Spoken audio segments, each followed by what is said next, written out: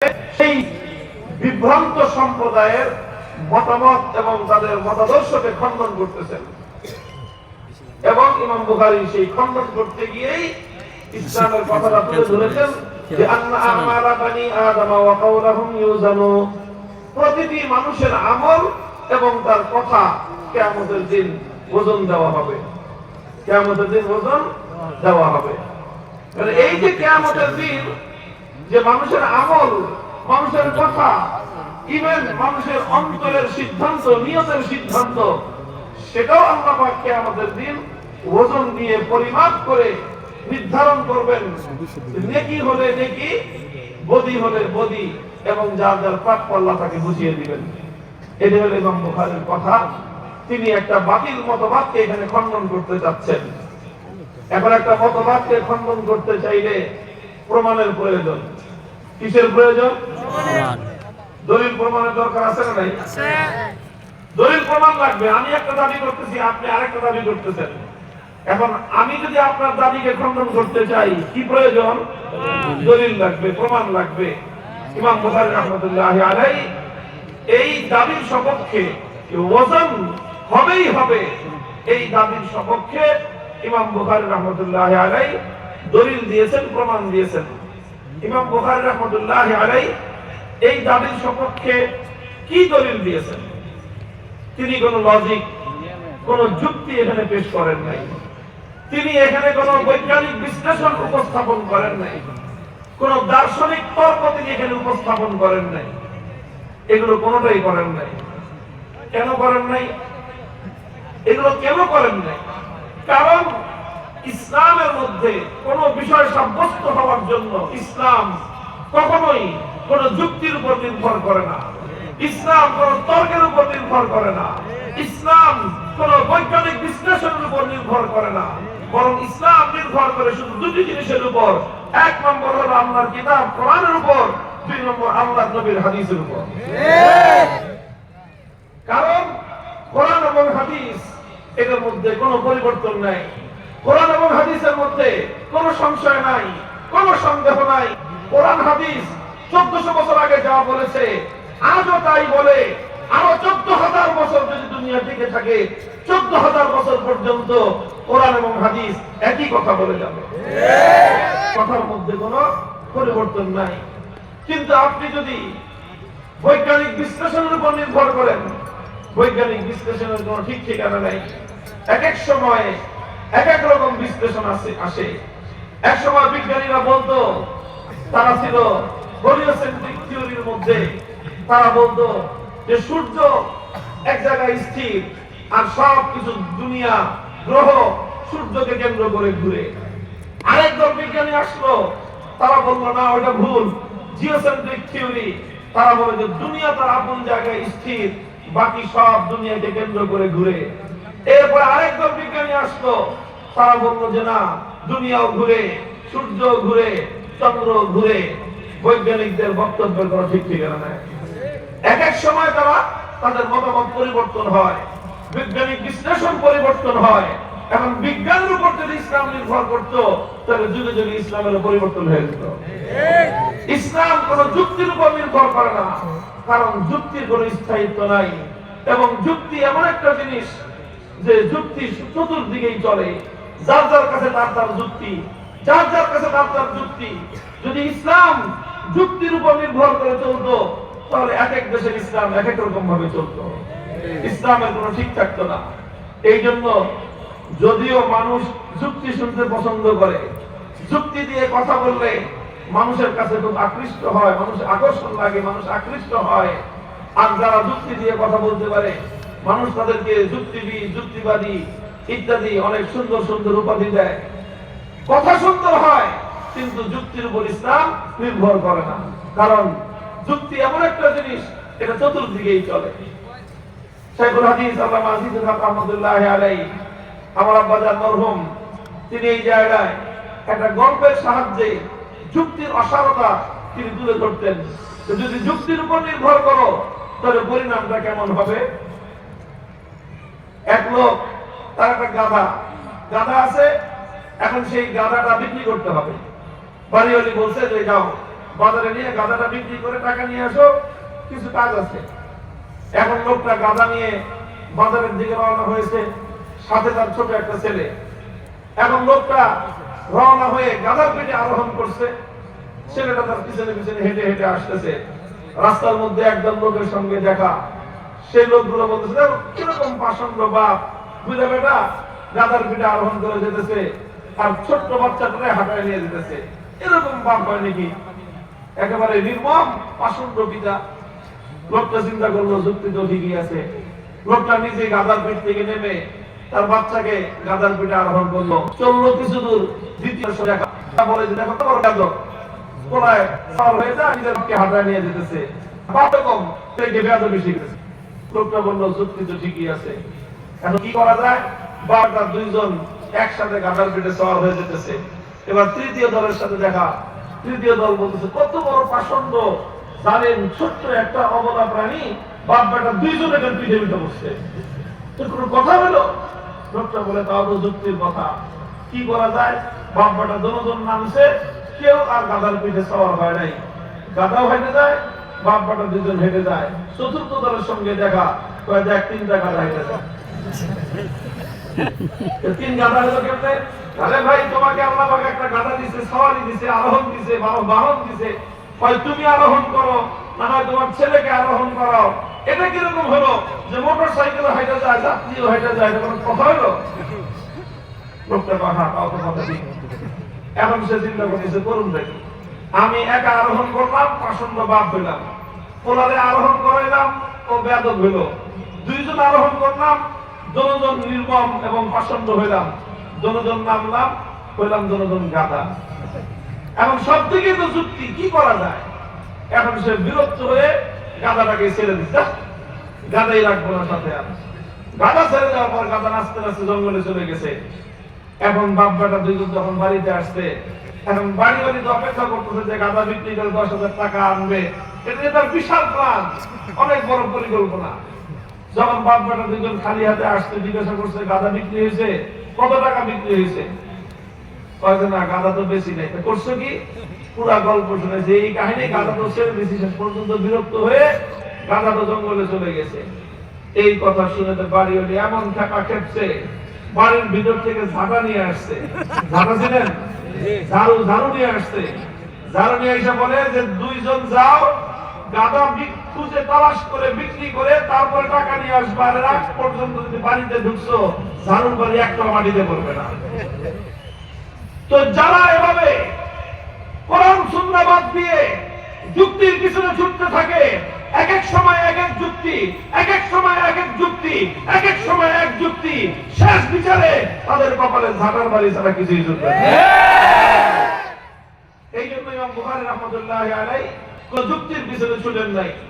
ইমাম বুখারী রাহমাতুল্লাহি আলাইহি উম্মতকে শিক্ষা দিতে চান যে মুসলমানদের বুনিয়াদ, মুসলমানদের ঈমানের বুনিয়াদ, মুসলমানদের আমলের বুনিয়াদ, মুসলমানদের কর্মকাণ্ডের বুনিয়াদ, মুসলমানদের ইবাদতের বুনিয়াদ, মুসলমানদের অর্থনীতির বুনিয়াদ, মুসলমানদের রাজনীতির বুনিয়াদ, মুসলমানদের রাষ্ট্র ব্যবস্থার বুনিয়াদ, মুসলমানদের বিচার ব্যবস্থার বুনিয়াদ কোনো কিছু দুনিয়ার অন্য কোন মতাদর্শের উপর হতে পারে না, কোন যুক্তির উপর হতে পারে না, কোন বৈজ্ঞানিক বিশ্লেষণের উপর হতে পারে না।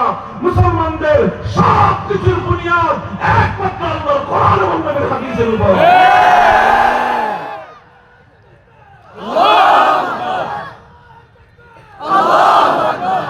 এটা অনেক বড় একটা শিক্ষা। যারা মুসলমান তাদেরকে বুঝতে হবে যে মুসলমান জাতি পৃথিবীর অন্য কোন জাতির মতো দেউলিয়ার কোন জাতি না। মুসলমানরা কোন ফকির জাতি না। ফকির অর্থ টাকা পয়সার কথা বলতেছি না। মুসলমানরা দলিল প্রমাণ বিহীন কোন জাতি না। মুসলমানরা কুসংস্কারের পিছনে ছুটা কোন জাতি নয়। মুসলমানদের প্রত্যেকটা কাজের বুনিয়াদ হবে আল্লাহর কোরআন। মুসলমানদের প্রত্যেকটা কাজের বুনিয়াদ হবে আল্লাহর পয়গম্বরের সুন্নাহ নবীর হাদিস। যেখানে কোরআন আছে, যেখানে হাদিস আছে, সেটাই হবে মুসলমানের পথ। যে কাজে কোরআনের দলিল নাই, যে কাজে হাদিসের দলিল নাই, সেই কাজ হিন্দু বৌদ্ধ খ্রিস্টান করতে পারে, মুসলমান কোনদিন সেই কাজ করতে পারে না। এটাই হলো ইমাম বুখারী রাহমাতুল্লাহি আলাইহির এই শেষ সবক, শেষ যে পাঠ, এই পাঠের মূল কথা।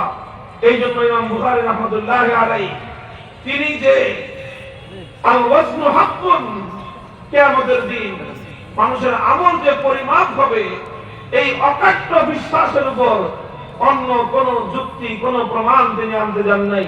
তিনি দুটো প্রমাণ এনেছেন। এক নম্বর প্রমাণ আল্লাহর পরের আয়াত, وَنَضَعُ الْمَوَازِينَ الْقِسْطَ لِيَوْمِ الْقِيَامَةِ فَلَا تُظْلَمُ نَفْسٌ شَيْئًا وَإِنْ كَانَ مِثْقَالَ حَبَّةٍ مِّنْ خَرْدَلٍ أَتَيْنَا بِهَا وَكَفَى بِنَا حَاسِبِينَ। সূরাতুল হজ্জের আয়াতের মধ্যে আল্লাহ পাক রব্বুল আলামিন স্পষ্ট ভাষায় বলে দিয়েছেন যে আমি মাওয়াজিনুল কিসত লিয়াউমিল কিয়ামা, কিয়ামতের দিন আমি ইনসাফের মিজান সাব্যস্ত করব, ইনসাফের মিজান আমি স্থাপন করব। মিজান অর্থ আগে এক সময় করা হতো দাড়িপাল্লা, কিন্তু আসলে মিজান শব্দের অর্থ দাড়িপাল্লা নয়, বরং মিজানের অর্থ হলো পরিমাপ যন্ত্র। ইসমে আলার সিগা মা ইউজানু বিহি, যেটার দ্বারা ওজন দেওয়া হয়। ওজন শুধু দাড়িপাল্লা দিয়েই দেওয়া হয় না, এক এক জিনিসের ওজন এক এক জিনিসের দ্বারা দেওয়া হয়। কথা বলেন ঠিক না বেঠিক? এই যে এখন আপনি আবহাওয়া অফিসে খবর নেন, যখন সংবাদ বলে তখন প্রতিদিনের আবহাওয়ার সংবাদ বলে যে আজকে কত ডিগ্রি সেলসিয়াস আবহাওয়ার কত ডিগ্রি উত্তাপ ছিল, বলে কি বলে না? বলে। তো বাতাসের উত্তাপ পরিমাপ করা হয়, এর ব্যবস্থা ভিন্ন রকম আছে। প্রতিদিন এরকম আবহাওয়া মাপা হয়। মানুষের শরীরের বিভিন্ন জিনিস পরিমাপ করা হয়।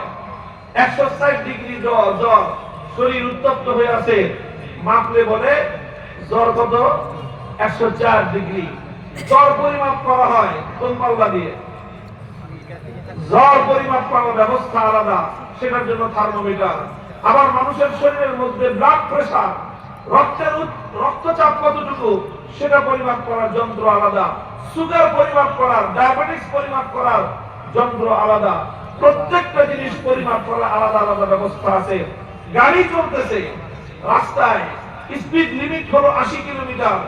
যদি কেউ অতিরিক্ত গতিতে গাড়ি চালায়, রাস্তায় পুলিশ দাঁড়ায় থাকে, কিছুক্ষণ পরে আপনার গাড়ি আটকাবে, আটকায় বলবে যে আপনি গাড়ি ওভার স্পিডে চালিয়েছেন। স্পিড লিমিট ছিল 80 কিলোমিটার, আপনার গাড়ি বলছে 110 কিলোমিটারে, আপনার নামে মামলা হবে।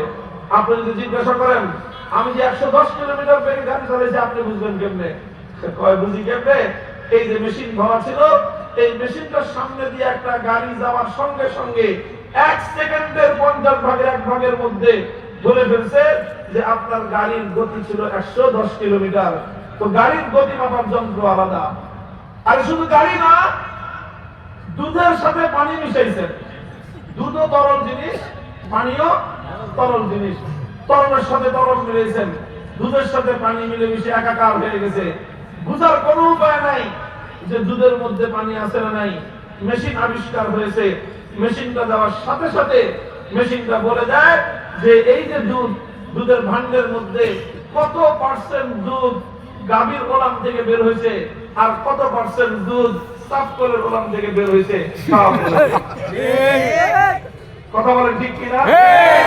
মুহতারাম হাজিরিন, এই যে এত কিছু আবিষ্কার হলো, মোহাম্মদ আলী কেড়ে একটা বক্সিং মেরেছে, বক্সিং মারার সঙ্গে সঙ্গে আপনার কম্পিউটার স্ক্রিনে ভেসে উঠে যে তার এই বক্সিংটার ওজন ছিল 360 কেজি।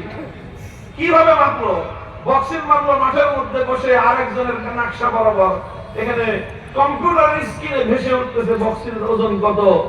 এই সব কিছু মানুষ তার মেধা দিয়ে, মানুষ তার যোগ্যতা দিয়ে এই সকল যন্ত্র আবিষ্কার করেছে, যে যন্ত্রের মাধ্যমে আকাশ থেকে পাতাল পর্যন্ত সবকিছু মানুষ পরিমাপ করতেছে। যেই জিনিস ধোয়া যায় না, ছোঁয়া যায় না, সেটাও মানুষ পরিমাপ করতেছে। যেই জিনিস দেখা যায় না, সেটাও মানুষ পরিমাপ করতেছে। মানুষ যদি তার ক্ষুদ্র মেধা দিয়ে এই সব কিছু পরিমাপ করার ব্যবস্থা করতে পারে, তো যে আল্লাহ পাক রব্বুল আলামিন এই সমস্ত মানুষের মেধা সৃষ্টি করলেন, সে আল্লাহর পক্ষে কি মানুষের আমল, মানুষের কথা পরিমাপ করা সম্ভব না অসম্ভব? কাজেই এটার ব্যাপারে অস্বীকার করার কোনো উপায় নাই। আল্লাহ পাক রব্বুল আলামিন কোরআনের মধ্যে স্পষ্ট বলে দিয়েছেন যে কিয়ামতের দিন আল্লাহ পাক রব্বুল আলামিন প্রতিটা মানুষের আমলকে ওজন দেওয়ার এমন ব্যবস্থা করবেন যে একেবারে ফামাইয়ামাল মিসকালা যাররাতিন খাইরান ইয়ারা, এক যাররা পরিমাণ, সরিষার দানা পরিমাণ যদি কেউ কোনো নেক আমল করে সেটাও মিজানের মধ্যে ধরা পড়ে যাবে। কেউ যদি সামান্য পরিমাণ গুনাহের কাজ করে, সরিষার দানা পরিমাণ, সেটাও সেই পরিমাণের মধ্যে ধরা পড়ে যাবে। কোনো কিছুই বাদ যাবে না, সব কিছু ওজনের আন্ডারে, সব কিছু পরিমাপের আওতায় চলে আসবে। পরিমাপের আওতায় চলে আসলে পর যার যেটা প্রাপ্য, কাউকে তার কৃত অপরাধের চেয়ে এক চুল পরিমাণ বেশি শাস্তি আল্লাহ দিবেন না। ওয়াল্লাহু বিযাল্লামিল লিল আবিদ, তবে অনেককে আল্লাহ রাব্বুল আলামিন তার নিয়ামত বেশি করবেন। কাউকে আল্লাহ তার গুনাহের চেয়ে বেশি সাজা দিবেন না, কিন্তু অনেককে নেকির চেয়ে আল্লাহ পাক অনেক বেশি প্রতিদান দিয়ে দিবেন। আল্লাহ বেশি সচেতন করেন যাদেরকে আল্লাহ পাক নেকির তুলনায় অনেক বেশি প্রতিদান দিবেন। কোরআনের আয়াত ব্যবস্থ হলো যে কিয়ামতের দিন আল্লাহ পাক বান্দার কথা এই সব কিছু পরিমাপ করার জন্য একটা পরিমাপের ব্যবস্থা করবেন। কোরআনের আয়াত দলিল গেল। 2 নম্বর দলিল হলো আল্লাহর নবীর হাদিস। হযরত আবু হুরায়রা রাদিয়াল্লাহু তাআলা থেকে বর্ণিত হাদিসে আল্লাহ রাসূল সাল্লাল্লাহু আলাইহি ওয়াসাল্লাম বলেছেন, কালিমাতান হাবিবাতান ইলার রহমান খফিফাতান আলাল লিসান সাকিলাতান ফিল মিজান সুবহানাল্লাহি ওয়া বিহামদিহি সুবহানাল্লাহিল আযীম। আল্লাহ রাসূল বলেন, কালিমাতানি, দুটি কথা। এখানে মাদ্রাসার ছাত্ররা বুঝবে যে কালিমাতুন শব্দের অর্থ আমরা হেদায়েতের মধ্যে পড়েছি, আল কালিমাতু লাফজুন বুজিয়া বিমানাল মুফরাদিন, একটা একক শব্দকে কালিমা বলা হয়। কিন্তু এখানে কালিমাতুন অর্থ সেই একক শব্দ নয়, বরং এখানে কালিমাতুন অর্থ হলো একটা পূর্ণ অর্থবোধক, একটা পূর্ণ বার্তাবাহী একটা কথা, যে কথার মধ্যে দিয়ে একটা মানুষ একটা বার্তা, একটা সংবাদ বুঝতে পারে, কোন একটা মেসেজ বুঝতে পারে। এরকম একটা পূর্ণাঙ্গ কথাকে কি বলা হয়? কালিমাতুন বলা হয়। এই শব্দে কালিমার ব্যবহার আছে। যেরকম বলা হয় কালিমাতুত তাহরীর, অর্থ হলো সম্পাদকের কথা। তো সম্পাদকের কথা বলতে কিন্তু একটা একক শব্দ না, সম্পাদকের কথা বলে 1.5 পৃষ্ঠা লিখতেছে। এই পূর্ণ কথাটাকেই কি বলা হয়? কালিমাতুন বলা হয়। তো এখানেও কালিমাতান মানে হলো দুটি কথা, মানে এমন দুটি কথা যেই কথাটা দুইটা কথাই পূর্ণাঙ্গ কথা। এই দুই কথার 3টা বৈশিষ্ট্য এখানে ইমাম বুখারী হাদিসের মধ্যে উল্লেখ করেছেন। আল্লাহ রাসূল বলেছেন, প্রথম বৈশিষ্ট্য হলো হাবিবাতান ইলার রহমান। রহমান আল্লাহ পাকের গুণবাচক নাম ব্যবহার করা হয়েছে। রহমান শব্দের অর্থ হলো সীমাহীন দয়ালু। হাবিবাতানি মানে হলো এই দুটি কথা সীমাহীন যেই দয়ালু আল্লাহ, তার নিকট অতি প্রিয়। 2 নম্বর বৈশিষ্ট্য হলো খফিফাতানি আলাল লিসান, মুখে উচ্চারণে সহজ। উচ্চারণে সহজ। সহজ কেন? 2 কারণে সহজ। 1 নম্বর কারণ হলো কথা দুটো সংক্ষিপ্ত। যেই কথা সংক্ষিপ্ত হয় সেই কথা বলা সহজ হয়। 2 নম্বর কারণ হলো খিফাত আলাল লিসানের, যে কথা দুটোর মধ্যে কোনো কঠিন যে শব্দ উচ্চারণ করতে কষ্ট হয় এমন কোন অক্ষর এখানে নাই। অনেক সময় অক্ষরের জটিলতার কারণে, যেরকম কোরআনে পাকের মধ্যে একটা আয়াত আছে যেটা হেফজ করার ছাত্ররা অনেক কষ্ট করে মুখস্থ করে, লা ইম বাসাতা ইলাইয়া, এখানে ত আছে, তা আছে, এই তার তর মধ্যে মাঝখানে তাসদীদ আছে, এই সব মিলাই উচ্চারণ করাটা জটিল হয়ে গেছে। কিন্তু সুবহানাল্লাহি ওয়া বিহামদিহি, এখানে এমন কোন শব্দের জটিলতাও নাই। এই জন্য শব্দ দুটোর বৈশিষ্ট্য হলো খফিফাতানি আলাল লিসান, মুখে উচ্চারণ করতে সহজ। 3 নম্বর বৈশিষ্ট্য হলো সাকিলাতানি ফিল মিজান, মুখে উচ্চারণে সহজ, কথা ছোট, মরিচ ছোট কিন্তু ঝাল বেশি। এই কথাটা যেরকম আকর্ষণীয় একটা কথা, বড় মরিচ ঝাল বেশি, এই কথার মধ্যে আকর্ষণ নাই। আকর্ষণ হলো মরিচ ছোট ঝাল বেশি, পরিশ্রম কম লাভ বেশি, আপনার বিনিয়োগ কম মুনাফা বেশি। এই কথাগুলির মধ্যে যে একটা আকর্ষণ আছে, আল্লাহ রাসূল সাল্লাল্লাহু আলাইহি ওয়াসাল্লাম তার এই হাদিসের মধ্যে উম্মতের জন্য এরকম একটা আকর্ষণ সৃষ্টি করেছেন। বলেছেন কথা দুটো সংক্ষিপ্ত, কিন্তু কিয়ামতের দিন যখন নেকি এবং বদি পরিমাপ করা হবে তো এই দুই কথায় এত বেশি নেকি হবে যে নেকির পাল্লায় ভারী হয়ে যাবে। নবীর হাদিসের দ্বারা প্রমাণ হলো মানুষের কথার মধ্যে ওজন আছে। কথার মধ্যে কি আছে? বাস এটাই হলো মাওজে ইস্তিশহাদ। এটাই ইমাম বুখারী দেখাতে চেয়েছেন যে নবীর হাদিসের দ্বারা সাব্যস্ত হলো মানুষের কথায়, মানুষের কাজে কি থাকে? ওজন থাকে। বাস হাদিসের দ্বারাও সেই দাবি সত্য প্রমাণিত হলো যে আল্লাহ পাক কিয়ামতের দিন মানুষের আমল এবং মানুষের কথা ওজন দিয়ে সাব্যস্ত করবেন। কথা দুটো কি? সবাই বলেন সুবহানাল্লাহি ওয়া বিহামদিহি, সুবহানাল্লাহিল আযীম, সুবহানাল্লাহি ওয়া বিহামদিহি, সুবহানাল্লাহিল আযীম। বাস ইমাম বুখারী রাহমাতুল্লাহি আলাইহি এই চমৎকার আদর্শ শিক্ষা দেওয়ার মাধ্যমে উম্মতকে তালিম দিলেন, হে উম্মতে মুহাম্মাদিয়া, কোরআন হাদিস শুধু শুনবেন, শুধু শোনার জন্য নয়।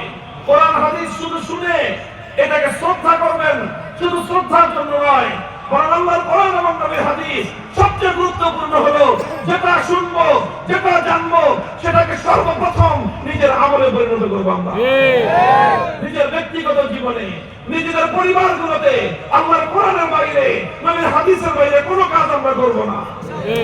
নিজেদের পরিবারদেরকে কোরআন হাদিসের বাইরে চলতে দিব না। কথা বলেন ঠিক না বেঠিক? এবং এখন একটা শপথ গ্রহণ করবার সময় এসেছে। মুসলমানদের এই ভূখণ্ডে, আমাদের এই জন্মভূমিতে, এই মাটিতে, এই দেশে, মুসলমানদের জন্য বিভক্ত এই দেশে, এদেশে কোরআন হাদিস বিরোধী কোনো কিছু আমরা করব না এবং আগামী দিনে করতেও দিব না ইনশাআল্লাহ।